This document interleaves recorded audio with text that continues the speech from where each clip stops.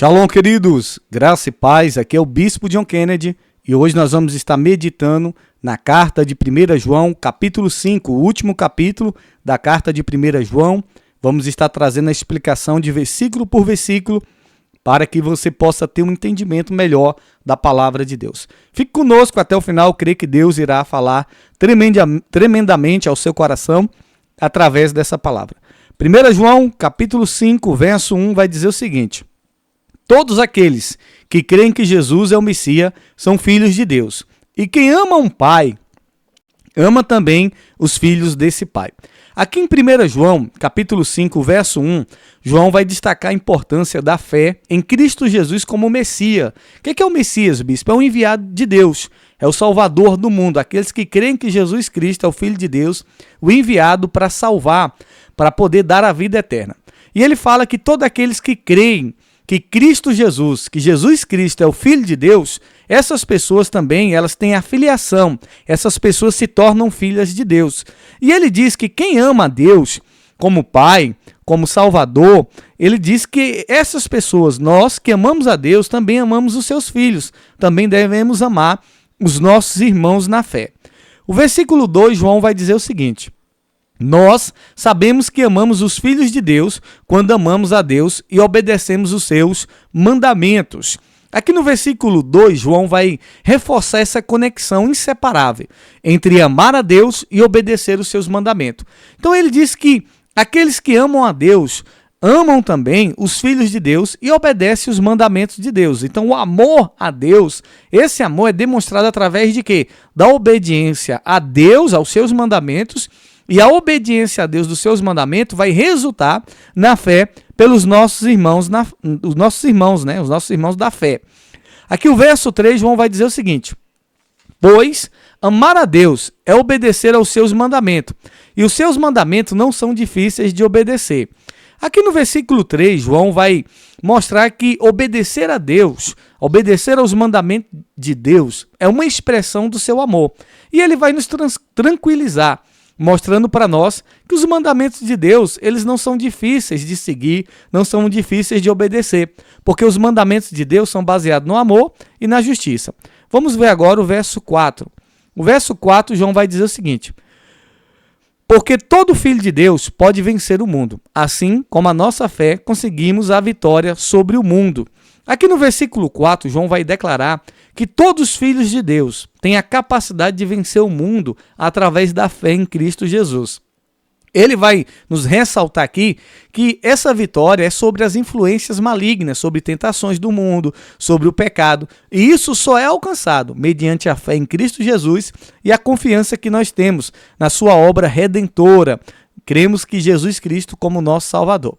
O verso 5 diz o seguinte: quem pode vencer o mundo? Somente aquele que crê que Jesus é o Filho de Deus. Então aqui no versículo 5, João vai concluir mostrando que a chave para vencer o mundo é a fé em Cristo Jesus como Filho de Deus.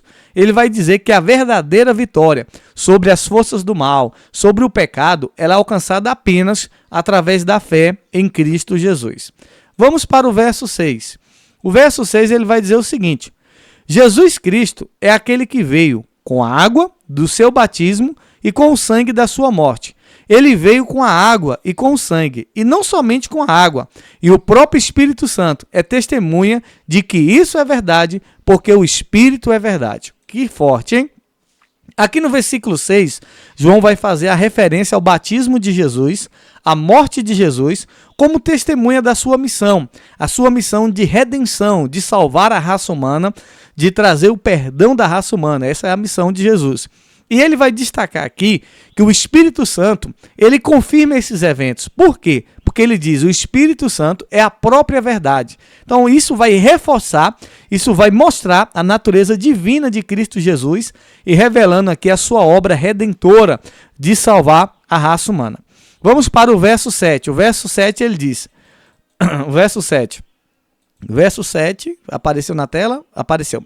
O verso 7 diz o seguinte: há 3 testemunhas. Vamos para o verso 8. O verso 8 ele diz: o Espírito, a água e o sangue. E esses 3 estão de pleno acordo. Aqui, João vai mencionar 3 testemunhas que confirmam a verdade sobre a obra redentora de Cristo Jesus. Ele vai dizer o Espírito Santo, o batismo de Jesus e o sangue de Jesus derramado na cruz do Calvário, a sua morte. Ele vai dizer que esses 3 estão de pleno acordo, confirmando aí, é uma confirmação, confirmando a missão divina de Cristo Jesus quando ele veio a esse mundo. O verso 9, ele vai dizer o seguinte: nós aceitamos o testemunho dos seres humanos, mas o testemunho de Deus tem mais valor. E esse é o testemunho que Deus deu a respeito de seu Filho. Isso é muito forte. Aqui no verso 9, João vai mostrar aqui um contraste, uma comparação entre o testemunho dos seres humanos e o testemunho de Deus sobre Jesus Cristo. Ele vai dizer que o testemunho de Deus ele é superior ao testemunho dos seres humanos. Que testemunho é esse, bispo? O testemunho que Jesus Cristo é o Filho de Deus e o nosso Salvador. Então ele vai dizer que o testemunho de Deus é digno de confiança diante de todas as autoridades supremas. Vamos agora para o verso 10. O verso 10 ele vai dizer o seguinte: aquele que crer no Filho de Deus tem esse testemunho no seu próprio coração. Mas quem não crê em Deus faz de Deus um mentiroso, porque não crê no testemunho que Deus deu a respeito do seu Filho. Isso é muito forte. O verso 10, João vai enfatizar que aqueles que creem em Jesus Cristo têm o testemunho de Deus em seus corações, testemunho que é confirmado pelo Espírito Santo através da fé. E ele vai dizer que aqueles que não creem que Jesus Cristo é o Filho de Deus, essas pessoas estão chamando Deus de mentiroso, porque estão rejeitando o testemunho que Deus dá.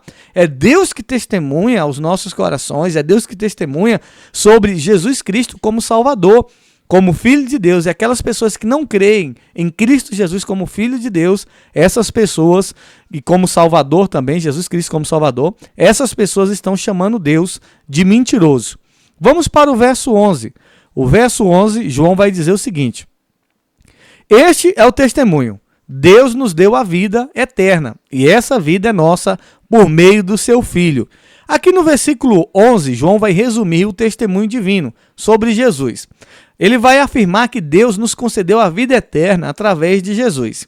A vida eterna é um dom dado por Deus, um dom gratuito, que está disponível somente para as pessoas, para todas as pessoas que creem em Jesus Cristo como seu Salvador. Vamos para o verso 12, ele diz o seguinte: quem tem o Filho tem a vida. Quem não tem o Filho de Deus não tem a vida. Isso é muito forte. João, ele vai enfatizar a importância da gente ter um relacionamento com Cristo. Ele vai dizer que aqueles que têm um relacionamento com Cristo, que creem nele como Salvador e têm um relacionamento com ele, têm a vida eterna. Enquanto as pessoas que não têm um relacionamento com Cristo como Filho de Deus, essas pessoas estão mortas espiritualmente e essas pessoas estão separadas de Deus. O verso 13 ele vai dizer o seguinte: eu escrevo essas coisas a vocês que creem no Filho de Deus, para que vocês saibam que têm a vida eterna. Aqui no versículo 13, João vai explicar que o motivo dele escrever essa carta é que ele deseja que os cristãos saibam, que eles tenham a certeza que eles têm a vida eterna. Por quê? Porque eles creem que Jesus Cristo é o Filho de Deus. Então João garante essa segurança, que quando nós cremos em Cristo como Filho de Deus e temos um relacionamento com Ele, nós podemos confiar que nós temos a vida eterna.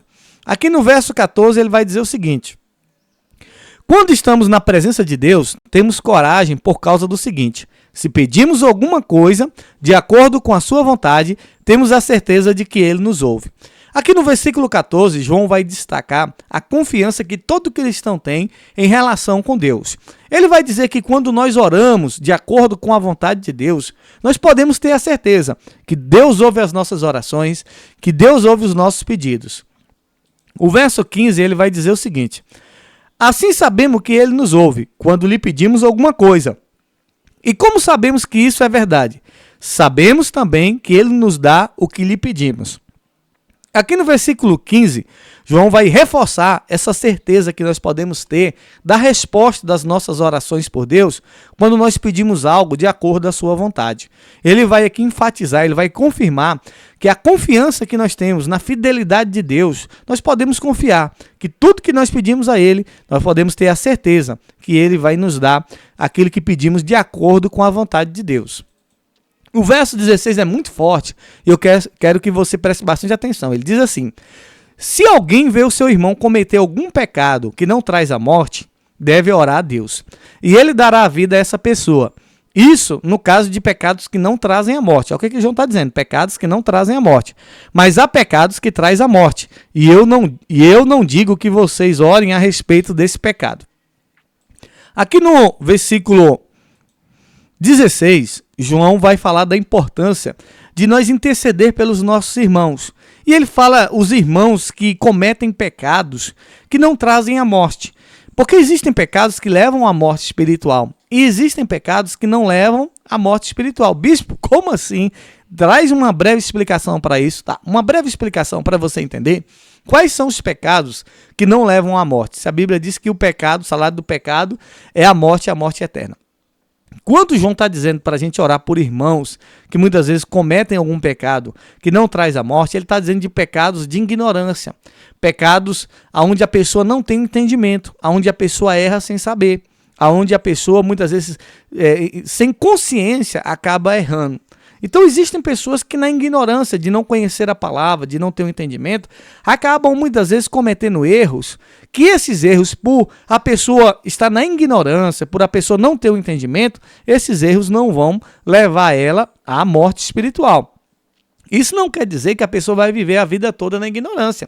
Deus vai trazer a revelação, Deus vai trazer o entendimento. Então João está dizendo, ore por essas pessoas, para que Deus dê a vida a eles, para que Deus abra o entendimento deles, porque são pecados que não levam à morte espiritual.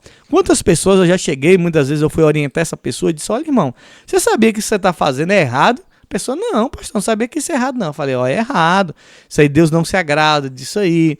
E a gente vai mostrar na palavra algumas coisas que a pessoa muitas vezes comete, e ela muitas vezes, meu Deus, eu nem sabia que isso era pecado, eu nem sabia que isso é errado. Então, tem pecados que não levam à morte espiritual, mas a partir do momento que a pessoa tem um entendimento, essa pessoa agora já sabe, esse pecado pode levar ela à condenação à morte espiritual. É o que João está dizendo. E ele diz aqui, né? E ele diz aqui, mas há pecado que traz a morte, e eu não digo, e ele diz, eu não estou dizendo que vocês orem a respeito desse pecado. Eu estou dizendo para vocês orarem para aqueles irmãos que não têm entendimento daquilo que muitas vezes pode levar a separação de Deus. Então, esses pecados que João está dizendo que não leva à morte, seria nesse sentido. Requer um estudo mais amplo, mas é para você ter um entendimento. Qual é o pecado que não leva à morte? O pecado que muitas vezes a pessoa comete inconscientemente, sem perceber que está pecando, ou o pecado que a pessoa comete na ignorância, sem saber que aquilo é pecado. Tá bom? Verso 17 diz assim: toda maldade é pecado, porém há pecados que não trazem a morte. Então, João aqui vai reforçar, destacar a natureza pecaminosa. Ele diz que toda maldade, ela resulta em pecado.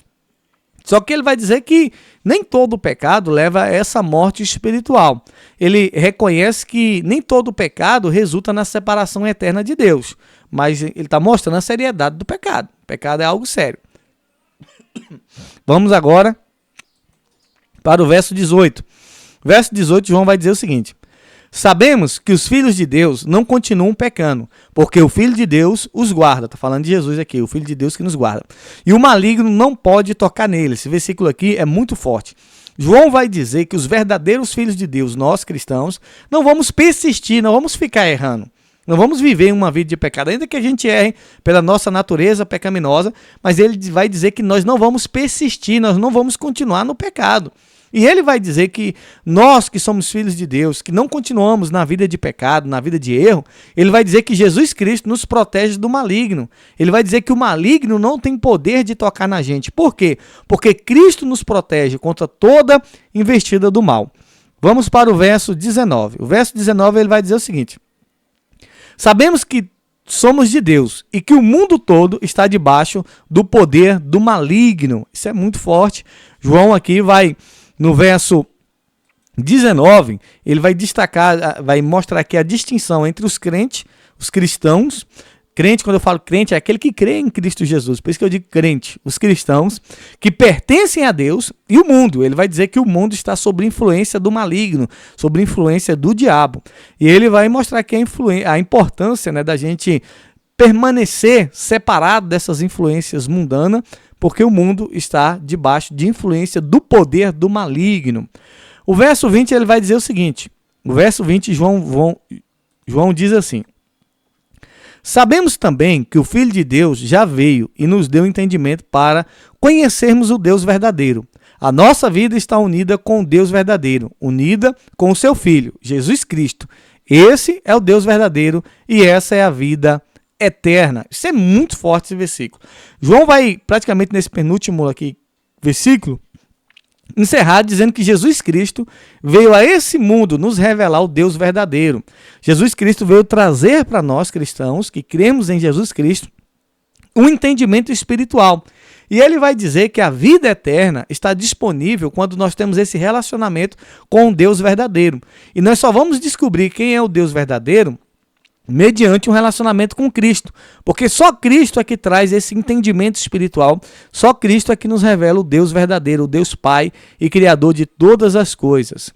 O verso 21, João vai dizer o seguinte: meus filhinhos, cuidado com os falsos deuses. Aqui João vai finalizar advertindo aqui nessa primeira carta, no capítulo 5, verso 21, advertir sobre nós termos cuidado, guardar, né, nos guardar contra os falsos deuses, contra falsos ensinos que nos afastam da verdade, que nos afastam do conhecimento de Cristo Jesus. Então existem falsos deuses, existem falsos ensinamentos, e ele vai nos encorajar a permanecer fiéis ao Deus verdadeiro e rejeitar qualquer ensinamento, qualquer entendimento humano que nos afaste desse caminho de devoção, de adoração a Cristo Jesus como Senhor e Salvador das nossas vidas, contra todo e qualquer ensinamento que nos afasta do Deus verdadeiro que é nos revelado, o Deus verdadeiro que conhecemos através de Cristo Jesus, o nosso Senhor. Amém?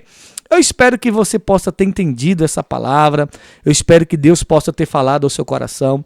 Compartilhe essa mensagem com outras pessoas, para que outras pessoas também possam ter entendimento da palavra de Deus.